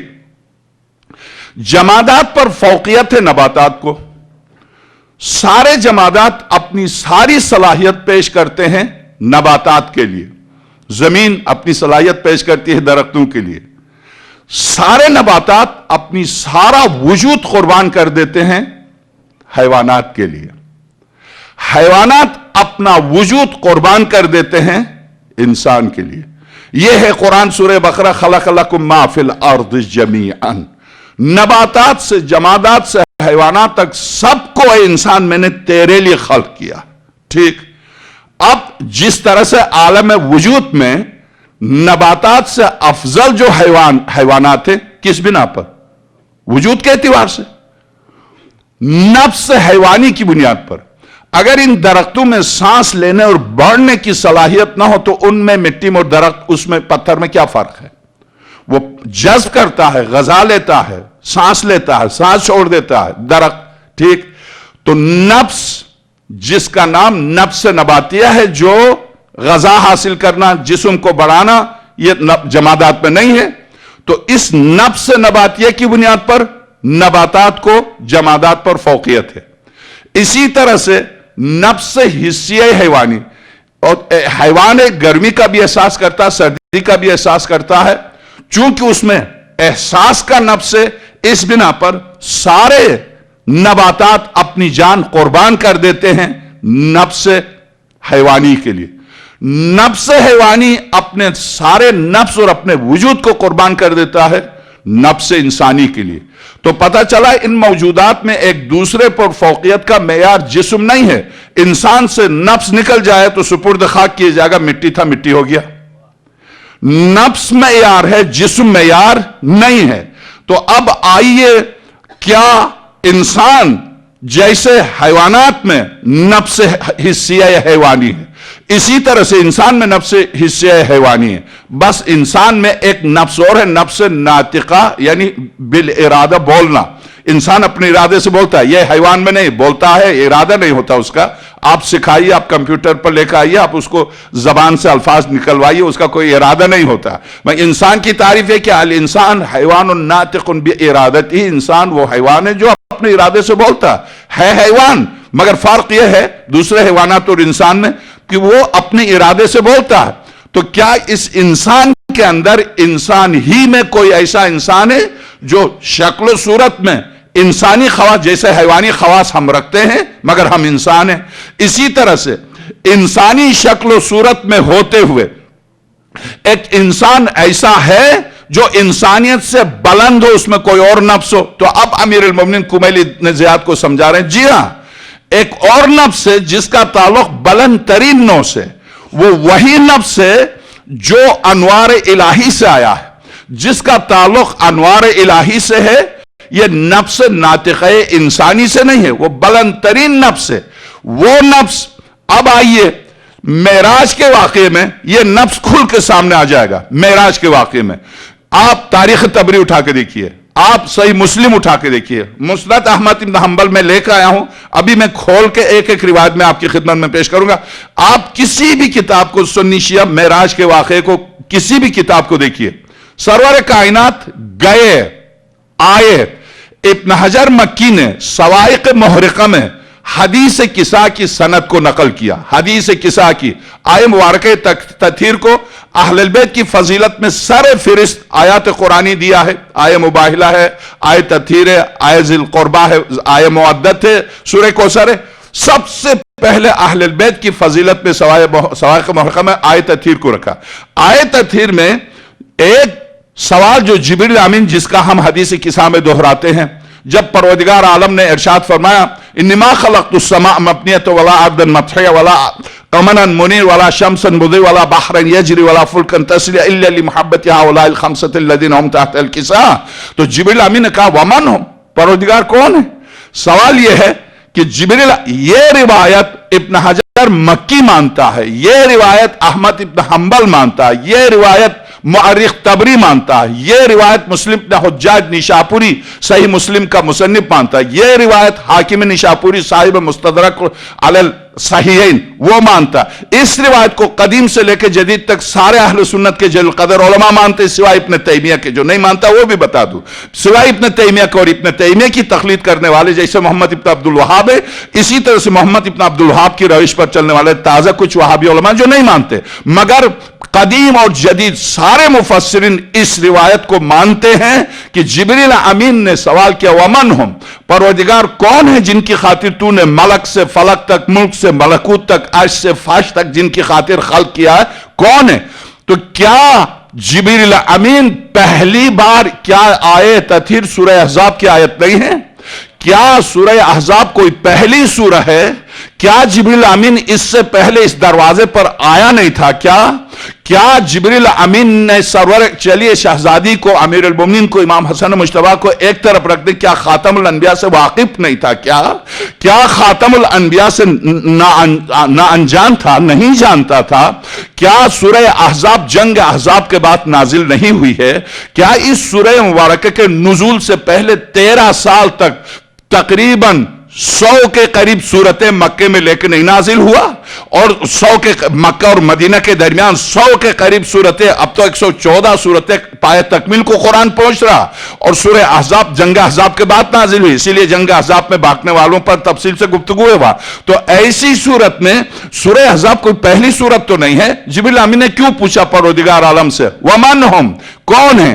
تو پتہ، اور ایک یہ جملہ، دوسرا جو معراج کا میں نے شروع کیا تھا، معراج کے واقعے میں مسند احمد ابن حنبل، معراج کے واقعے میں حاکم نشاپوری کی کتاب مستدرک، معراج کے واقعے میں تفسیر کبیر فخر الدین رازی، تفسیر کشاف، زمخشری، تفسیر در منصور جلال الدین سیوطی، ان تفاسیر میں معراج کے واقعے کو پوری تفصیل سے دیا.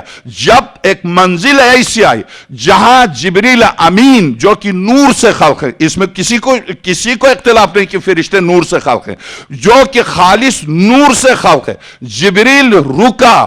خاتم الانبیاء جب آگے بڑھے تو خاتم الانبیاء نے پلٹ کے جبریل سے فرمایا، یا اخی جبریل، اے میرے بھائی جبریل، ادنو منی، آجا تو کیوں رکا؟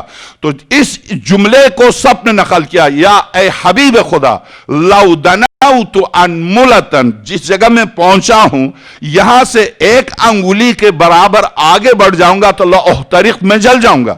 تو پتا چلا کہ جہاں جبریل جو ایک نورانی مخلوق ہوتے ہوئے جہاں ان کی منزل ختم ہوتی ہے وہاں سے خاتم الانبیاء کی ابتدا ہوتی ہے.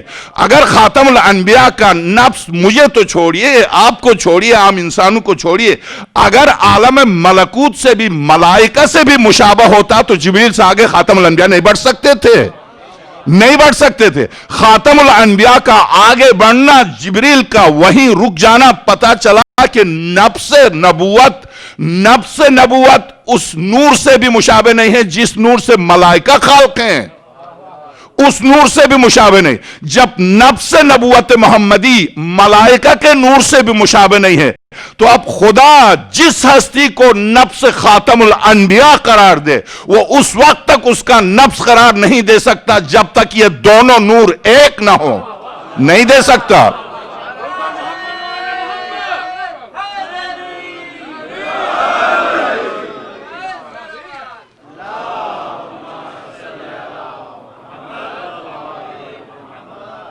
یہ تمہید تھی. اب آئیے نفس نبوت. جب یہ عظمت و جلالت، میں یہاں پر رک کے واقعاً وہ روایت جو سیرت حلبیہ میں حلبی نے جو روایت نقل کی اور جس کا ترجمہ بھی دیوبند کے عالم نے، جس کا ترجمہ کیا، سیرت حلبیہ کا ترجمہ دیوبند کے عالم نے کیا، میں لے کے آیا، ابھی میں آپ کی خدمت میں عرض کروں گا. مسئلہ کیا ہے؟ سارا مسئلہ نفس کا ہے. یہ انسان یہ سمجھتا ہے کہ اگر ایک صحابی سرور کائنات کی بارگاہ میں آئے اور صحابیت اختیار کر لی تو بس نفس پاک ہو گیا. اگر ایسا ہی ہوتا تو کیا سابقہ انبیاء ایسے ہی آئے تھے یا ان کے پاس بھی کوئی خدائی طاقت تھی؟ حضرت موسیٰ چند دن کے لیے کوہ طور پر گئے تھے اور حضرت ہارون کو چھوڑ کے گئے تھے. کیا ہوا کہ حضرت موسیٰ کے آنے سے پہلے یہ سب مشرک ہو گئے اور گوسالے کی پرستش کی؟ کیوں پلٹ گئے یہ لوگ؟ کیوں پلٹ گئے؟ ایک نبی کی موجودگی میں اور نبی کے وسیع و جانشین کی موجودگی میں بنی اسرائیل کیوں پلٹی؟ وہ بھی شرک، وہ بھی گائے کی پرستش، گائے کے بچڑے کی پرستش کرنے لگے. کیوں؟ گائے کے لیے پلٹے. اسی طرح سے آپ حضرت عیسیٰ کے واقعے میں یہودی مردے کو زندہ کر کے دکھا دے، مردے کو زندہ کر، آئے مباحلت پورے اسی موضوع سے متعلق ہے، مردے کو زندہ کر کے مگر نہیں مان کے دے رہے. کیوں؟ نہ ماننے کی وجہ کیا ہے؟ اس کی وجہ کیا؟ واقعاً عقل انسانی، شعور انسانی جہاں پر جا کر رک جائے، خود بخود عقل اس کے سامنے، اس فعل کے سامنے جس پر میں بے بس ہوں اور میں سمجھتا ہوں کہ ساری کائنات اس پر بے بس ہے، تو میری عقل وہاں سجدہ کرتی ہے. جیسے فرعون کے جادوگروں نے حضرت موسیٰ اور حضرت ہارون کے معجزے کو دیکھنے کے بعد سجدہ کیا. سورہ اعراف، آمنا برب موسیٰ و ہارون، ہم ایمان لائے موسیٰ اور ہارون کے رب پر. وہ تو ایمان لے آئے. تو سارے فرعون اور فرعونی کیوں نہیں ایمان لائے؟ یہ صرف جادوگر کیوں ایمان لائے؟ فرعون کے ساتھ سب بیٹھے ہوئے تھے، کیا ان کی نظر اور جادوگروں کی نظر اور تھی؟ کیا یہ جادوگر کسی اور مٹی سے خلق تھے؟ فرعون اور ان کے ساتھ جو اس کے ساتھ جو تھے وہ دوسرے کسی اور مٹی سے خلق تھے؟ کیا مسئلہ ہے کہ جادوگر تو فوراً سجدے میں گر جائیں اور فرعون یہ کہہ دے لَأَقْتُلَنَّكُمْ، میں تمہیں اس طرح سے قتل کر دوں گا، اَوْ لَأُسَلِّبَنَّكُمْ، یا تمہیں اس طرح سے ٹانگ دوں گا، ضرور الٹے سر نیچے پیر اوپر کر تمہیں ٹکڑے ٹکڑے کر دوں گا تاکہ تم عبرت بن جاؤ. تو یہ جنہوں نے ابھی نبوت کے مقابلے پر آئے تھے، نبی الہی کے مقابلے پر آئے تھے، انہوں نے فوراً فرعون سے کہا کیا کرے گا؟ زندگی لے گا؟ لے لے، ہم حقیقت تک پہنچ گئے. کیا بات ہے کہ یہ ایک لمحے کے اندر حقیقت کو پہنچ جائیں جو انہوں نے دیکھا تھا وہ پوری کائنات نے دیکھا تھا، فرعون نے دیکھا تھا. فرعون نہ پلٹے پہلی بات، اور سارے فرعونی نہ پلٹے، یہ پلٹے. تو میں نے شروع میں عرض کیا تھا میرے عزیز، سورج پوری کائنات کے لیے خلق ہوا ہے. سورج چمکتا ہے پوری کائنات پر، سورج میں کوئی خرابی نہیں ہے. اگر سارے پتھر عقیق میں تبدیل نہیں ہوتے ہیں تو سورج کی غلطی نہیں ہے، پتھر کی غلطی ہے. پتھر میں جذب شعاع کی صلاحیت نہیں ہے، سورج کیا کرے گا؟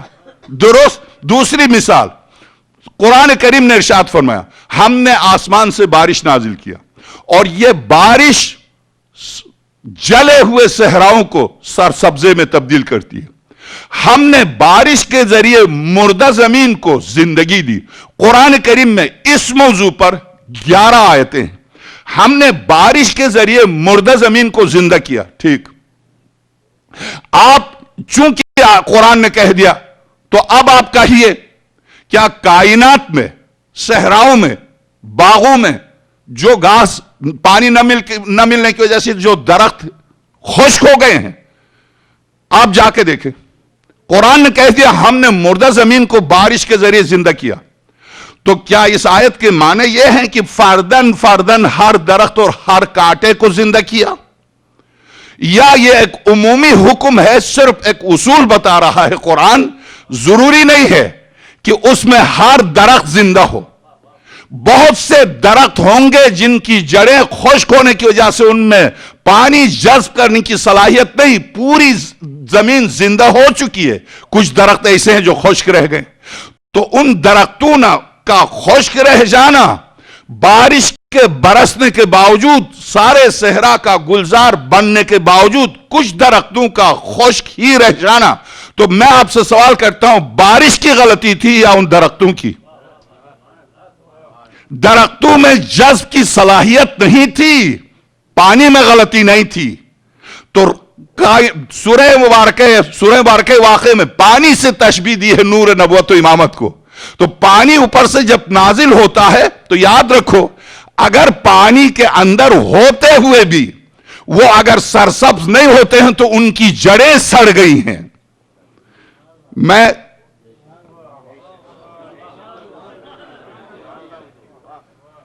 وَمَا أَرْسَلْنَاكَ إِلَّا رَحْمَةً وَأَنزَلْنَا مِنَ السَّمَاءِ مَاءً فَأَحْيَيْنَا بِهِ الْأَرْضَ بَعْدَ مَوْتِهَا. ایک ہی ہے. وَمَا أَرْسَلْنَاكَ إِلَّا رَحْمَةً لِلْعَالَمِينَ، ہم نے نہیں بھیجا آپ کو مگر سارے عالمین کے لیے رحمت بنا کر، سرور کائنات. بارش، وَأَنزَلْنَا مِنَ السَّمَاءِ مَاءً فَأَحْيَيْنَا بِهِ الْأَرْضَ بَعْدَ مَوْتِهَا، ہم نے آسمانوں سے بلندیوں سے پانی کو نازل کیا، مردہ زمین کو ہم نے زندگی دی. تو مردہ زمین کو زندگی دینے کے لیے بارش برسی، مگر کچھ ایسے مردہ تھے جو مردہ ہی پانی میں ہوتے ہوئے مردہ رہ گئے. تو اب اگر رحمت عالم کے پہلو میں تڑپ کے روئے تو نجس درخت ہے، اس درخت کی طرح ہے جو بارش برسے مگر اس کی جڑوں میں صلاحیت نہیں ہے بارش کو جذب کرنے کی، صلاحیت نہیں ہے. تو اب چونکہ رحمت عالم میں کمی نہیں ہے، رحمت عالم ابو جہل قبول نہیں کرتا، ابو جہل کا مسئلہ ہے. ابو سفیان قبول نہیں کرتا، ابو سفیان کا مسئلہ ہے. اس کا مسئلہ خاتم الانبیاء کی طرف نہیں لوٹتا. اب آئیے، نفس، چونکہ عالم موجودات میں نفس میں یار بلندی ہے، نہ یہ جسم، نفس میں یار بلندی ہے. تو اب جو خاتم الانبیاء کا نفس سے جو حقیقت ہے وہی حقیقت علوی حقیقت ہے، حسب نسب کے اعتبار سے بھی، حسب کے اعتبار سے بھی اور نسب کے اعتبار سے. نسب کے اعتبار سے ایک ہی درخت ہے، جس درخت کے دونوں پھل ہیں، ایک ہی درخت ہے. مولا کائنات حضرت عبداللہ اور حضرت ابو طالب دونوں سگے بھائی، حضرت عبد المطلب دونوں کے باپ. ٹھیک، حضرت عبد المطلب کے بعد عبد مناف، ہاشم، آگے چلتے جائیے، ایک ہی شجرہ. شیخ جلال الدین نے لکھا کہ خاتم الانبیاء کے شجرے حسب میں کوئی مشرک، کوئی کافر نہیں تھا، اس لیے کہ سرور کائنات نے فرمایا انتقل نوری من صلب طاہر الى صلب مطہر. میرا نور نبوت منتقل ہوتا آیا ہے ایک صلب پاک سے ایک پاکیزہ تر صلب کی طرف. کہیں کسی صلب شرک و کفر میں میرا نور رہا ہی نہیں. یہ جلال الدین سیوطی، یہی فخر الدین رازی، یہی زمخشری، یہی تمام مفسرین و مؤرخین، جب خاتم الانبیاء کا نور جہاں سے منتقل ہو کے آیا تو ایک ہی نور تھا. نور ولایت و امامت اور نور نبوت ایک ہی تھا. خاتم الانبیاء صلی اللہ علیہ وآلہ وسلم نے ارشاد فرمایا یہ نور آ کے تقسیم ہوا، آدھا ولایت و امامت کی صورت میں ابو طالب کی طرف، آدھا نبوت کی صورت میں عبداللہ کی طرف. اس موضوع پر بھری پڑی ہیں روایات. آپ یناب المعدد کو لیجئے، آپ خود اسی سوائق محرقہ کو لیجئے، آپ ہزاروں اہل سنت کی کتابوں کو لیجئے کہ ایک ہی نور تھا جس کے دو ٹکڑے. ٹھیک، تو ایک ہی نفس تھا، نفس نبی اور نفس علی. اگر نفس نبی نور تھا، پاک تھا، تو نفس علی بے عین ہی وہی خاصیتیں، وہی صفت. درست. کس بنا پر آپ نے اس نفس پاکیزہ کو ملوث کیا اور آپ نے نسبت دی کہ شراب پی؟ آپ نے نہ صرف مولا کائنات کی توہین کی، چونکہ قرآن نے علی کو نفس رسول قرار دیا، تو علی کی توہین کس کی توہین ہے؟ رسول کی توہین. یہ میں بات میں یہ سیرت حلبیہ بھی لے کے آیا ہوں، یہ میں بات میں آپ کی خدمت میں عرض کروں گا. اب آپ غور کیجئے گا، نفس کے سلسلے میں سورہ مبارکہ مائدہ کی یہ آیت، جس کی آج میں طے کیا ہے کہ اس کا جواب دوں گا اور آپ کی خدمت میں قرآن کریم سے اور مسند احمد ابن حنبل اور در منصور جلال الدین سیوطی سے. سورہ مبارکہ مائدہ کی آیت نمبر 9 ہے. سورہ مائدہ قرآن کریم کی آخری سورہ ہے مکتبہ اہل البیت میں. مکتبہ اہل سنت میں اختلاف ہے. بعض اہل سنت کے ہاں سورہ توبہ آخری سورہ ہے اور بعض اہل سنت کے ہاں سورہ مبارکہ مائدہ آخری سورہ ہے. حالانکہ اگر آپ یعنی آپ بالکل مفسر نہیں ہیں، مبلغ نہیں ہیں، عالم نہیں ہیں، آپ اگر موضوعات سے آشنا ہو، قرآن کریم کے موضوعات سے، تو آپ بھی ایک اس مکتب حسینی کے ایک شاگرد کی حیثیت سے آپ بھی فیصلہ کر سکتے ہیں کہ کون سی سورہ آخری سورہ. کہیں گے مولوی کو کیا ہو گیا، ہم کیسے فیصلہ کر سکتے ہیں؟ آپ اس طرح سے فیصلہ کر سکتے ہیں کہ قرآن کریم میں صرف ایک ہی جگہ ایک آیت آئی ہے، ایک ہی جگہ اور ایک ہی دفعہ. وہ کون سی؟ بہت سی آیات تکرار ہے، آیت ایک ہی آئی ہے، وہ ہے تکمیل دین کی آیت. الیوم اکملت لکم دینکم، آج میں نے تمہارے دین کو مکمل کیا. تو یہ آیت 10 دفعہ نہیں آئی ہے. تو ظاہر ہے یہ آیت اس وقت آئے گی جب قرآن مکمل ہو چکا ہوگا. اب اس آیت کے بعد پھر کسی آیت کے نزول کی ضرورت نہیں رہے گی، اس لیے کہ جب تکمیل کی سند ملی تو اب کوئی نقص، کوئی خرابی، کوئی کمی رہی نہیں ہے، اس لیے اکملیت کی سند خدا نے دے دی. تو یہ آیت جس سورے میں ہوگی یہ کھول کے بتائے گی کہ میں آخری سورہ ہوں. خود یہ دلیل ہے اس سورے کے آخری سورہ ہونے کی، اس لیے کہ جب تک یہ آیت نہ اتری ہو ابھی مکمل نہیں ہوا، سند اکملیت نہیں ملی بارگاہ الہی سے. جب سند تکمیل مہر تکمیل لگ جائے تو اس کے معنی وحی کا نزول ختم، چونکہ تکمیل کی سند مل گئی. تو یہ آیت سورہ مبارکہ مائدہ میں، اس آیت کا وجود خود اس بات کی دلیل ہے کہ سورہ مائدہ آخری سورہ ہے. ٹھیک، اب آپ دیکھیے اس سورے میں شراب کی حرمت کے سلسلے میں سورہ نحل میں شراب کے بارے میں گفتگو ہوئی ہے اشارہ اور کنایے میں، وہ چونکہ مکی سورہ ہے. سورہ مبارکہ بقرہ میں ذرا نرمی کے ساتھ گفتگو ہوئی ہے شراب کے بارے میں. سورہ مبارکہ نساء میں جس آیت کو دلیل بنا کر یہی اسرار احمد نے مولا المحدین کے دامن عصمت، تم کیا کرو گے، بنو اور بنو عباس کی حکومتیں گزر گئی، دامن کو داغدار کرنے میں مر گئے، آج بھی علی اسی طرح سے جس طرح سے تھے، تم کیا داغدار کرو گے. بہرحال انہوں نے جس آیت کی تلاوت کر کے مولا کائنات کی شان میں گستاخی کی، وہ روایت بغیر کسی کمی بیشی کے میں سامنے لا کر میں نے وہ روایت پڑھی تھی. اگر آپ نے انٹرنیٹ پر دیکھا ہو، وہ روایت میں نے پڑھ کے سنایا تھا. اس نے ترمذی سے، ترمذی نے روایت جو نقل کی ہے بلا کم و بیش، چونکہ آپ اگر دشمنی رکھتے ہیں تو ابھی دشمن کی گفتگو کو بھی دیانتداری کا تقاضا ہے کہ پوری گفتگو پیش کریں. اس کی ترمذی کی روایت یہ ہے، अन अली इब्न अबी तालिब, ये रिवायत है अली इब्न अबी तालिब से कि सूरह निसा किया अय्युहल्लज़ीना आमनू ला तक़रबुस्सलात व अंतुम सुकारा, ऐ साहिबान ईमान नमाज के करीब मत जाओ जब तुम मदहोश हो, जब शराब नोशी की हालत में हो तुम नमाज के करीब मत जाओ। यह आयत और इसकी तफसीर अन अली तिरमिजी अन अली इब्न अबी तालिब से, यानी मैं उनके अली इब्न अबी तालिब को जिक्र कर रहा हूं, मेरे मौला इससे बहुत बुलंद है, तो जो उसने मुराद लिया अन अली इब्न अबी तालिब, अली इब्न अबी तालिब, नज़लत हाज़िल आयत फिया, यह आयत मेरे बारे में नाजिल हुई है, अमीरुल मोमिनीन ने फरमाया, यानी बकौल तिरमिजी के। क्यों नाजिल हुई है? अब्दुर्रहमान इब्न औफ ने दावत की थी, उस दावत में हमने खाना खाया और खाना खाने के बाद शराब पी, शराब पीने के बाद नमाज का वक्त आया।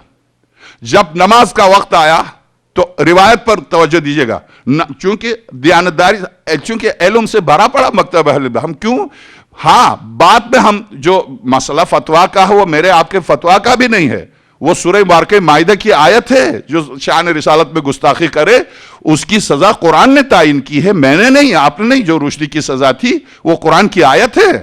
अब जो भी रुश्द बन के सामने आए उसकी सजा वही है, उसका मुझसे आपसे कोई वास्ता नहीं। सरी कुरान करीम, चूंकि उसूल याद रखिए, आप कहेंगे क्यों सख्ती है इस्लाम में, तो मैं अर्ज करूं कायनात का कोई आइन दिखा दे कि उस मुल्क में रहते हुए उस आइन को पामाल करो, वो मुल्क माफ कर दे, आप मुझे बता दें। आइन, आपने ट्रैफिक कवानीन की जरा मुखालिफत की, टिकट मिलेगा। आपने जरा ज्यादा मुखालिफत की, बहुत लंबा टिकट मिलेगा। आपने बार बार मुखालिफत की, लाइसेंस कैंसिल कर देंगे। आपने और भी मुखालिफत की, हमेशा के लिए आपको लाइसेंस नहीं मिलेगा, मसलन इस तरह के कवानीन। मगर अगर आपने कह दिया मैं इस मुल्क के आइन को मानता ही नहीं, आप जानते हैं उस सजा क्या है? बहुत से हत्ता इन जमहूरियत का डंडोरा पीटने वाले ममालिक में भी सजा उसकी मौत की सजा है, आइन की पामाली की सजा मौत की सजा है। तो याद रखिए, इस्लामी आइन का ताल्लुक अकायद के गिर्द घूमता है। सारा नमाज, रोजा, हज, ज़कात, तिजारत, जमींदारी, आबियारी, सब सारा निजाम अकीदे तौहीद और रिसालत के गिर्द घूमता है। और चूंकि अकीदे तौहीद और रिसालत का इकमाल मुकम्मल नहीं है यह अकीदा जब तक इमामत पर अकीदा ना हो। आए तकमील दीन की आयत खुद इस बात की दलील है। मैं इस पर गुफ्तगू करना वक्त ज़ाया नहीं करना चाहता हूं, चूंकि इस्लामी जो निज़ाम हयात है उसका ताल्लुक अकीदे से है, और इस्लामी निज़ाम हयात में जिंदगी के आइन की बुनियाद अकीदा है।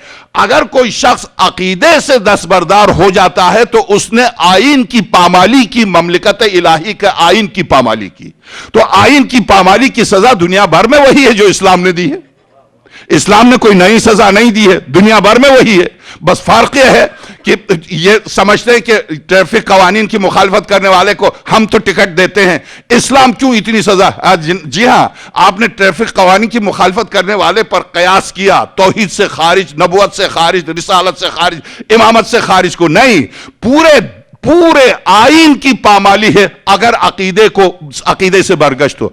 इस बिना पर यह सख्त सजा, खैर मैं इस वक्त सजाओं पर या हुदूद पर मेरी गुफ्तगू नहीं है, उस पर मुदल्लल अकली और नकली आपके मौजूदा आइन, आपके कनाडा का या अमेरिका का आइन या ब्रिटिश आइन को सामने रख के गुफ्तगू की जाए कि इस्लाम ने सख्ती की है या इन्होंने कौन सी नरमी की है जो मैं आपको जमहूरियत का। बहरहाल इस पर गुफ्तगू के लिए इस वक्त मैं आमादा इसलिए नहीं हूं कि यह मौजू मेरा नहीं है। इस वक्त मैं आपकी खिदमत में अर्ज करूं,